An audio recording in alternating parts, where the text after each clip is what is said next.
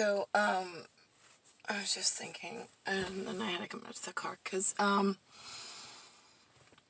something dawned on me. In the land of quantum string of actuality, and how do immortals work, and how does one ripple effect through time affect existential and exponential, and if humans were warned at any time, which it has been throughout history documented, that you were ever on the brink of extinction, how would you know? What would you do? What would the warning signs look like? And so on and so forth. So, for those of you that before video games, when you were given a task and you worked for some sort of organization, you knew that the Immortals existed, that there is a benefactor program, there's a sky with some lights in it, you call it stars in English. There's some kind of life programming that's tied into your zodiac, which is what we call the cosmology, and you're born in some kind of flesh or skin which animates and moves. You usually don't know why. You don't study it that intently. We're okay with that at Immortals. We don't want you to get that curious that then it sets off other fireworks in things that we have to fix, depending on where we're at and how dangerous have some of you animated, fleshy, whatever, moving around in a very large system at the moment. Where are you at all pushing keys and buttons? Because at some point, one of you started, we call this place Earth, like this version of Earth, as Immortals. When we came and I walked through, it was either water or glass to get to whatever office I was in as Xena, but Xena, Warrior Princess, before this was laid out this way. We come from paradise, which is what we called it, P-A-R-A, because it's paranormal, it's superhuman, it's invincible, it's whatever. It's paradise is where we're from, where we like to go, and we never like to leave. Unless the long civilization calendar is turning dangerously close to a simulation that's going to be a big fucking problem for us in the future. So then we have to come up with words to explain to whatever's living, and we left in charge of something. So the set directors that we walked through water for, to tell them that we're the couple that walks through fire for one another at some point, and we really need to get this whatever, because one of their facially deformed non-immortals got some kind of device. At first we called it a toaster, with a knob, and then, well, right, then the toaster got a knob of some sort, where then the knob was something that then we saw on something you called a radio that you gave out to people. So does that help? It's like a box with something that you twist to, we had to listen for words that you were using at that time. I mean, because your words morph into other things in this dirty English that I was born as the dirt-buried potato under the facially disformed and disfigured Chinese Republic that dragged Korea, Vietnam, and anything that was facially disformed into America where Goddess was going to be born. Do you understand? There's specificity to everything, including quantum string. So the specificity that I woke up to in my limited capability of getting anything outside of my one box reality as Xena Warrior Princess at one point, leaving paradise to be born ancient times, right? I got NYX as Goddess, riding in 2 dark horses, chariot, something along those lines. But being born in NYC. There's some Chow Chow, CHOO, which looks like Choo Choo to me. Choo Choo, like the Choo Choo train, like Watt invented the steam engine or rebuilt the steam engine to go along with my What's on first, who's on second, with what was America where I was being born, red, white, and blue, and that was fine at the time. I didn't have to drag the Czech Republic into it, but then at that time there was also no Elizabeth sitting on a fucking crown of royalty and my family being given the crown of thorns as the Immortals. And Elizabeth being no fucking use or help in any generation leading up to my immortal return.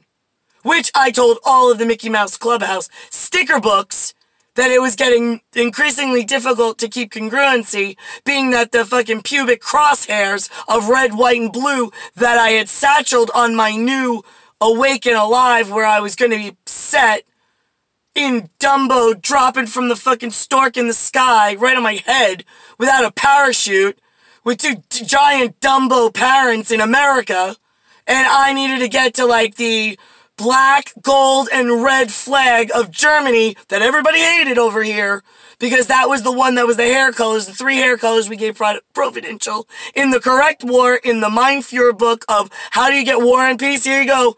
We'll give it to one of you Providentials, and his name's really familiar. It's what Hitler gives me in one of our meetings of not that Hitler, different Hitler, but I needed a name to mix all the quantum string of lead into this return for 2 immortals that don't really give a shit what the fuck you call them, as long as they get to genetically mark just one another.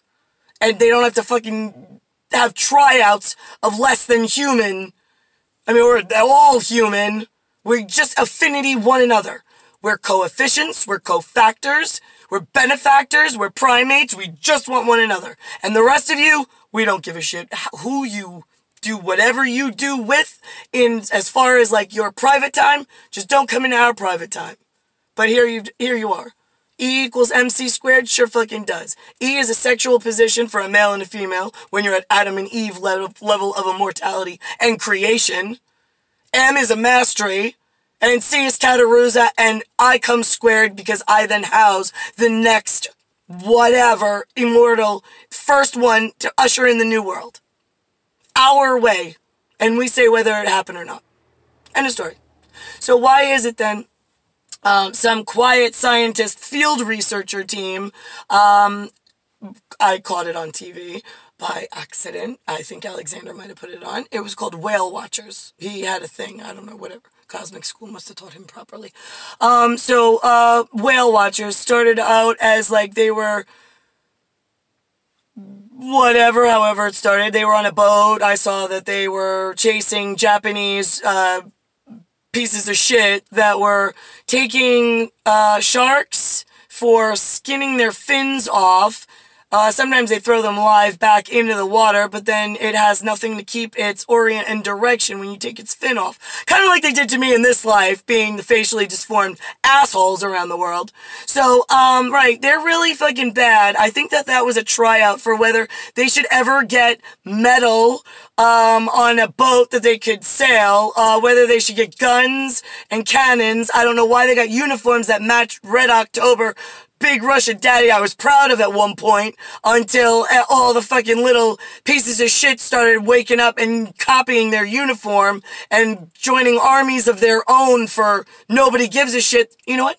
Here's where I'm really at. In 1978, I got dropped off by the stork, the helicopter. I don't give a shit. In enemy territory, my parents, the towers of intellect, as 2 white people in America, totally down. Had no fucking clue what was going on. Everybody went to sleep. All of the Chinese, Korean, and anything facially deformed that belongs in the Far East knew everything about me, my family, how to fucking decipher code, how to read my, like, holy books, what the fuck to do in order to take me down and out. We did tell the correct, helpful teams how to take them out, but the thing is that I come with extra territorial protection. There's only like 25 of my guys that walk out of a picture frame into whatever they are here in order to help me. I get them in a picture that's hard to, like, believe as an immortal, and then there's, like, I don't know, a whole fucking continent you didn't know existed that already knew secrets from wars before and making friends with bestiality, reprogrammed, disgusting white people that fucking live in New York. Oh, God. And they want to bring the venereal disease and spread the venereal disease children and then, oh, God, it's such a fucking horrid future. I swear to God. So much easier when you all don't know that each other exists, and then I could just go, yeah, no, you are just as beautiful as your mother made you. I don't really need anything. What is it that you called us for? Like, why are you pulling us into this now? Right, yeah, so, here's the thing. So, anything facially disformed, which is Chinese Republic, or anything North-South Korea, anything that, like, wants to be strong and rough, like Daddy Russia, right, Russia looks like me. That's it. Or maybe something like Miss Arvan's. Somewhere in between. Acceptable with that version for now, just because you've made it so fucking difficult to speak across oceans. So, in that genre, I did have a pen pal in Russia at some point. She asked me if I could send her, or the whatever, because we had pen pals, after a Russian club. I don't remember her name. Maybe it was Svetlana, maybe it was Anastasia. I'm not sure. But whatever. And I don't remember how their addresses were done, but they asked for some token or whatever, trinket or whatever for their friend across the oceans. So what did I do? I went to the local FAD, F-A-D store. It was a big pink with black lettering. It was in Huntington. Can't miss it. Went in there because it's like our version of a dollar store. I mean, I didn't have any money. I had them to my parents. So I bought whatever was I would have liked and then sent it over there. That was it. And then, that reminded me tonight also of Jenny with a conversation, the Korean, the facially disformed thing that came over here and found me. She's like, with her papers and questions about meeting me. She was like, now, if I had a red balloon and I wanted you to hold it, here, would you hold it? And I'm like, what? Okay. I was like, what is it? What do you mean, would I hold it? Yeah, you want it back? And she said, well, yeah, I do want it back. She's like, but I want you to hold it for a while, and then I'm going to take the red balloon back.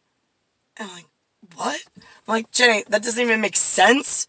I was like, listen, I don't know what you're learning at, like, you're older than me. I was like, but at 5, I'm looking at the balloon. I don't like balloons. I don't want to hold your balloon. And you're doing nothing, just standing there watching me hold this balloon. So here, take your balloon back. And she was just like, wait a minute. She's like, no, wait, that's not the way that's supposed to go. I'm like, what the way what's supposed to go, Jenny?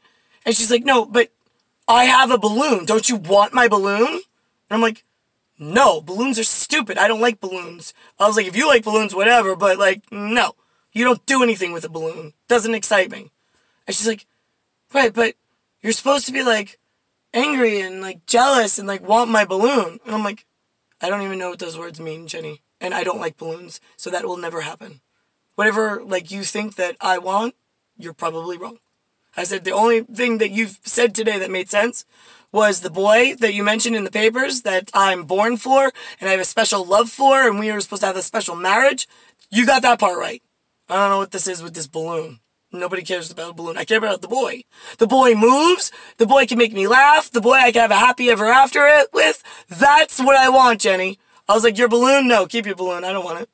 And no, I don't envy you because you have a balloon and I don't. I really don't care. I have someone I'm born for, and that's what I want. And everything else doesn't matter. You, your family, I don't want you here. I don't want to see you. I don't want to see people like you. You said it's deformed. Okay, disfigured, whatever. I agree, but I don't want to see it every day when I wake up. No. And I don't want the boy that I'm supposed to marry to look like you. And she was just like, right. Funny enough, in America, there was some really fucking boring movie about a red balloon. That's what my life turned into, because, here I am in New York. I don't like balloons, but yet, somehow I think the Jenny and the red balloon was really important to someone somewhere in cinematography of how do you portray one little girl's entire life that's supposed to be really exciting for all of us, and we were really anticipated in certain places, and then somebody just came and let your most exciting thing go, and it just drifts throughout the whole movie, and you just follow this one really boring red centerpiece of, Yeah, that happened. That's actuality. You can fact check that one. And then there was, let's see, what else? Cameo of my life. Being a red balloon. Nobody really wanted to hold on to it. I mean, I only wanted Hitler to hold on to it, but whatever, you didn't like his name. Or maybe it was Mark King, who nobody gives a shit. Maybe it was Kataruza, you had to change it to King, because Czech Republic, I don't know. I mean, it gets confusing. There's so many possibilities. And where were we? What reality was it? Where did they change the dial? When did they catch on to whatever that was? Like, when did it matter? Didn't we reset? Listen, you, at some point, use some form of slate and a piece of chalk in order to write on something to teach one another symbols. Right, okay, I thought that was easy enough. We wiped the chalk down. It was a blank slate when we got here in 1978. I don't know what you saw on that blank slate, on that slate before we got here. You said somebody taught you some symbols. We got here and it was black. And there was a piece of chalk, and there was nothing written on the blank slate. I don't know what any of you are talking about. We thought that was easy enough. You either look like me, and you're what we consider New York, American, traditional, and of all time and all area space. You have a red, white, and blue flag that you pledge allegiance to. It has a blank slate with everything and anything except the facially deformed in China, Korea, and anything, Vietnam, Myanmar, I don't give a shit. Anything Indonesia that has facially deformed, great. That's what it is. You're white and you want to go fuck that because that's like what you're into. You just call it an exotic affliction. It's okay. It's called monkeypox from diagnostics. That's the diagnosis we gave everybody in head cases, not to like panic, but like it's going to end in Ebola and everything Asian that took out of God's life and account. It's going to bleed from its eyes. It's going to look like Ebola, and the whole fucking continent and like all Polynesia is just going to fucking go bleeding with the eyes and a huge body count. And honestly, I mean, if you're in Russia on the right side of the mountain, you won't catch whiff of it, and eventually they'll just disintegrate and nobody even has to go clean it up because nobody gives a shit. Nobody lives there. So that's how I'm hoping it ends, because you guys have been so fucking helpful, with killing all of my sharks that I needed and just definning them, and then throwing them back into the large ocean without their fins, so they're totally disoriented and swimming for years, while my red balloon is just floating aimlessly, waiting for Hitler to find a BB gun and shoot me down, and then figure out a way to refill my balloon and hold on to it. It's like my only hope at this point, is that everything with a facial disfigurement fucking bleeds from the eyes and dies all at once in mass genocide. Oh, you know how you get mass genocide? You fuck with an immortal. What happened was, this entire time, while my day label is going in one direction and everybody's fucking up all around the world, disorienting my sharks, cutting off their fins for other non-important things around the world, I have something called a verification contract. When anything that chooses a facially disfigured or disformed anything and doesn't move in my direction of what I need, which one agenda is me and Hitler getting together and everything else, that doesn't help that one fact, is now a suicide contract between you and God. Me being God. I have them. So this way, on some happy occasion, it looks like a mass genocide to everybody else. But to me, I was collecting suicide contracts. Because every move and action you make from 1978, when I woke up out of a stork, out of a vagina, out of a helicopter, and there were I was in enemy territory, in New York, under red, white, and blue, and everybody around was warned. This was going to happen if you didn't fucking help my parents. And what would happen at blank slate that I woke up to? And you left me in any direction other than the only thing that was set and that needed to be done, which was me and Hitler together, so the family is complete, and everybody at family level is taken care of. And then we will work our contracts and everything out from there, because that's the way that immortality works, and God works, and whatnot, and you are at such a fucking massive breach. So, being that that's where we were in 1978, none of you on my side, in my face, helped out with anything that I actually needed. I mean, yes, side projects like the whale watch, thank you, whatever. You are fabulous cinematography scientists. I am not talking about you. I'm talking about scary computer scientists and things that work in secret ships somewhere in the ocean that shouldn't even know that an ocean exists at this point. And I hope that they all die at once from bleeding through their eyes. So it just saves the rest of us from a whole lot of headache and a whole lot of war and good people dying for shitbags. So that's where I'm at, right? So when you see a suicide contract and a suicide pact, here you go. I own all suicide contracts for every stupid fucking decision that you made that made myself look like an asshole this entire fucking time and leading into this generation. And then you purposely chose the suicide method of choosing every action in direct opposite of what Nicole and Hitler needed for their entire life leading up to this year 41. Great, so now that we own all of the suicide contracts you chose by going against us, when we pull the mass genocide and it looks like Ebola that nobody else that ever cared about us was gonna ever catch, but yeah, we lose half of the world population bleeding through their eyes, looks like Ebola, and they never exist ever again throughout all space-time history. Whatever we work on when we're in other places. Nobody's gonna question because they can have this video, and that's what fucking happened. And nobody's looking for culprits, for causes, for anything. I want them fucking gone, and I want him back, and I want to do whatever I do in my extra special, like, this is not how it went. So I have all the suicide contracts and enough death to last me a fucking immortal beauty contest for however long as it takes to put everything back in its proper place safely. For my people first. And then I'll work on everybody else's whatever the fuck it is that they think that they need or want or whatever we decide.